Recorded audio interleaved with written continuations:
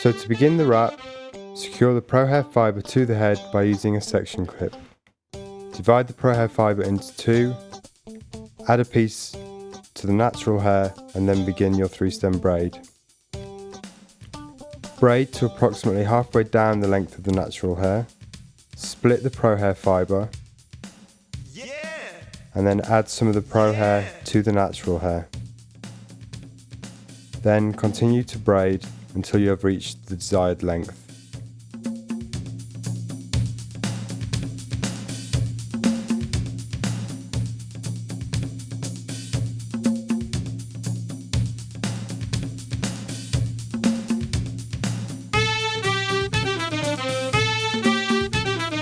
You know so many ways. Yeah! Yeah!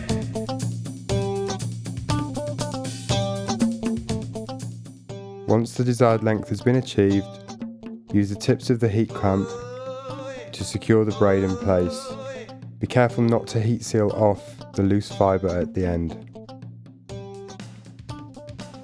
Next, apply program to the first inch or 4 centimeters of the braid.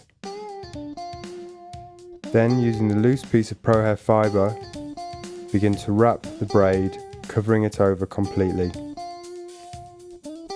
Ensure your tension is even and there are no gaps in the wrap. Carry on applying program to the next inch and then wrap over it. Continue in this fashion until you reach the end of the wrap.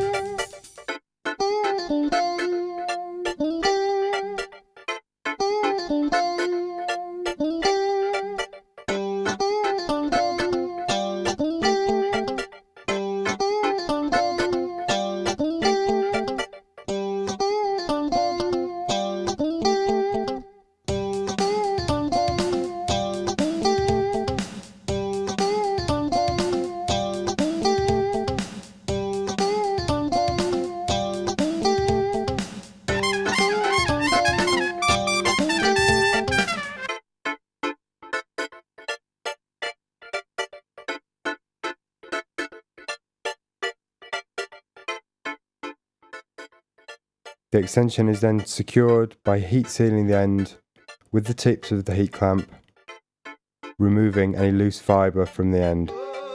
Yeah, yeah, yeah. Yeah, yeah, yeah.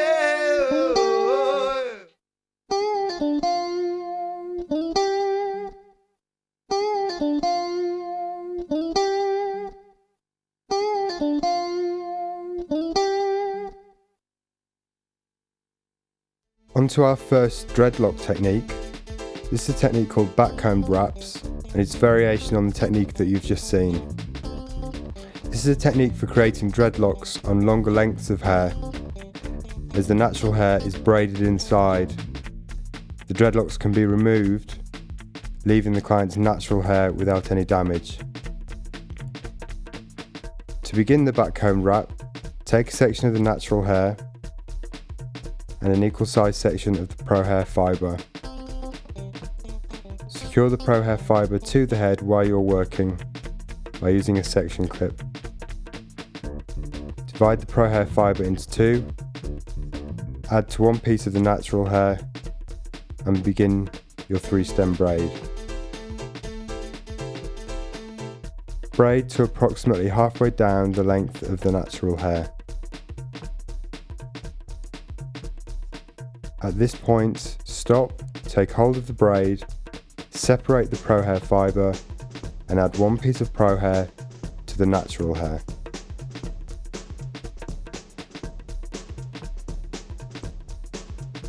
Then continue to braid until the desired length has been achieved.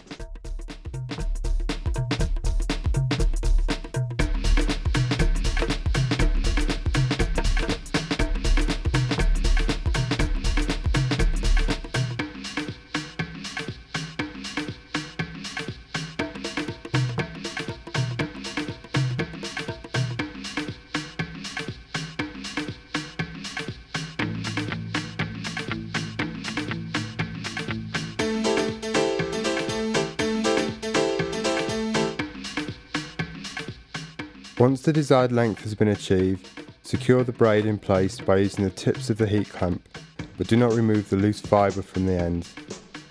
Next, release the loose piece of Prohair fibre at the top of the extension and begin to backcomb it. Backcomb it in a very loose fashion.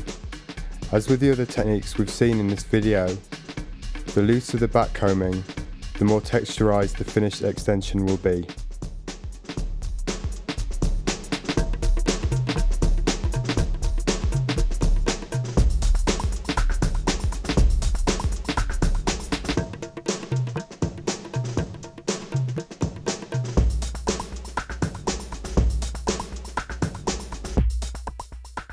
Once the fibre has been backcombed along its length, apply Pro-Gum to the first 4 cm or inch of the braid.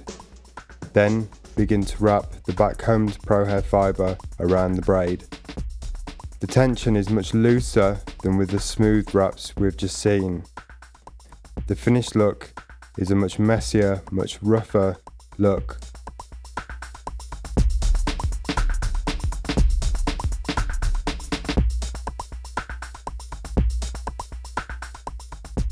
Continue to wrap until you reach the end of the braid. Then simply heat seal away the end of the extension, squeeze and roll to ensure a smooth heat seal.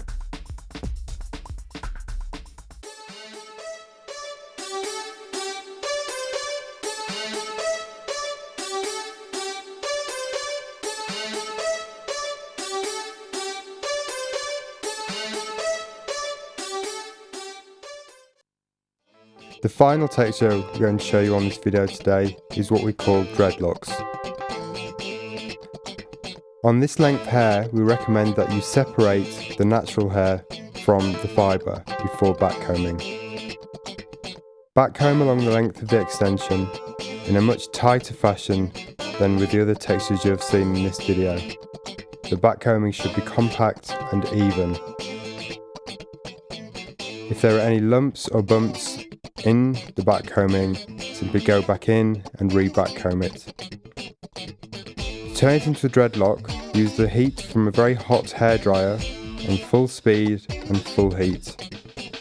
Twist the dreadlock as you run the hairdryer along it. Continue to twist and to add heat, and you'll see the shape of the dreadlock will emerge.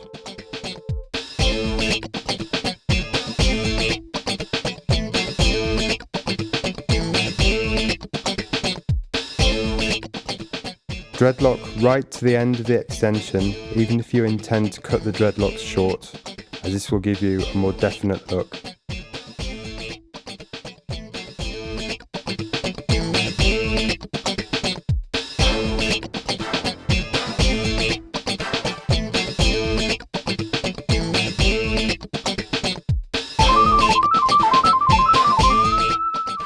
On natural hair that is this length or longer, we do not recommend that you backcomb it in with the fibre, otherwise the removal of the extensions will be very difficult.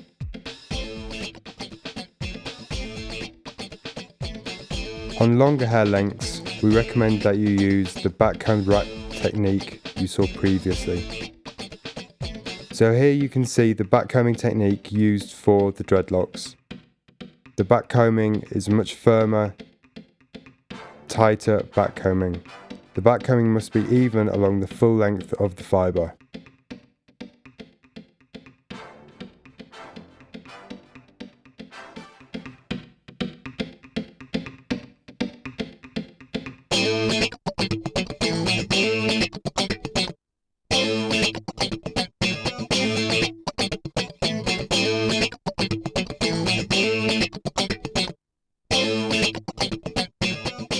Once the backcombing is completed, use the full heat and full speed on your hairdryer to first smooth along the dreadlock, then begin to twist it very tightly, using the hairdryer along the length of the dreadlock. You'll see the heat from the dryer will actually cause the backcombing to shrink down and form the dreadlock shape. Continue this motion until you have dreadlocks right to the end of the extension.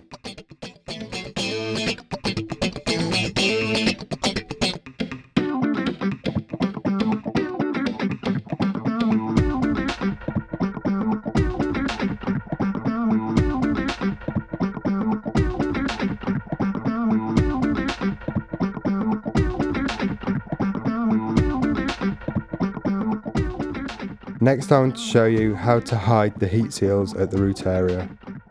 Simply tie a knot into the base of the extension. Place the knot between your fingers and push it down towards the root area. This will cover over the heat seal you have created. This can be repeated for all the extensions on the head or just for a few extensions. It will also give lift and direction to the dreadlocks you have applied.